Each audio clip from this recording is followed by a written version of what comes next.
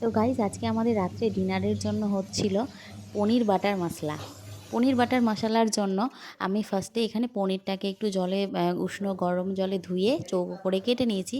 আর এখানে চৌকোটা ঠিক এরকম সাইজ নিয়েছি, তোমরা তোমাদের ইচ্ছে মতো নিয়ে আসতে পারো।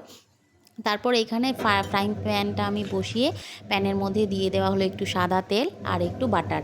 তোমরা শুধু বাটার দিয়েও চাইলে করতে পারো, বাট আমরা একটু বেশি রিচ হয়ে যাবে যে কারণে বাটারটা দিইনি। এখানে একটু সাদা তেলও আমরা মিক্সড করেছিলাম। তারপর একটু হালকা একটু ভেজে নিতে হবে পনিরগুলো চৌকো করে কেটে রাখা।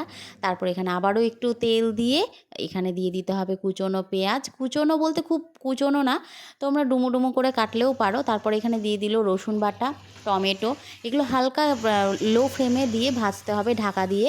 তারপর এখানে চলে আসলো আদা বাটা। তা এখানে ভালো করে নাড়াচাড়া করে একটু ঢাকা দিয়ে তোমরা দেখতেই পাচ্ছ যে একটু মানে গলে এসেছে পেঁয়াজগুলো।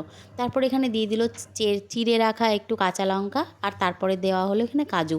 তারপর সেটাকে আর একটু ভালো করে নেড়ে টেড়ে সেখানে দিয়ে আন্দাজ মতো নিজে থেকে দিয়ে দিতে হবে আর হলুদ গুঁড়ো, লঙ্কা গুঁড়ো স্বাদ মতো।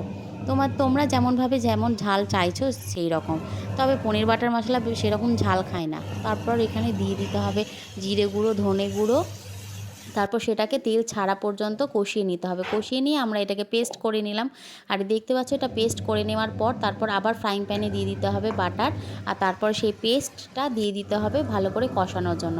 তারপর যতক্ষণ না তেল ছাড়ছে তারপর এখানে আবারও একটু দিয়ে দিলাম আমরা কাশ্মীরি লঙ্কার গুঁড়ো, একটু লবণ, একটু স্বাদটাকে ব্যালেন্স করার জন্য দিয়ে দিলাম চিনি আর ঈষৎ উষ্ণ গরম জল। তারপর সেটাকে একটু নেড়ে তোমরা বুঝতে পারবে যে ঠিক জলটা শুকিয়ে গেছে।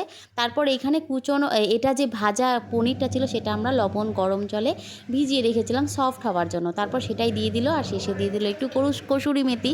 তো এই হয়ে গেল আমাদের পনির বাটার মশলা। তোমরা কে কীভাবে করো সেটাও কমেন্টে জানাবে। আর একটু বাটার দিয়ে দিলাম, তারপর রেসিপি কমপ্লিট। তো এটা তোমরা কুলচা নান দিয়েও খেতে পারো। ভিডিওটা আমরা কেমন খেয়েছিলাম লাগলো তন্দুরি অবশ্যই দিয়ে। জানাবে।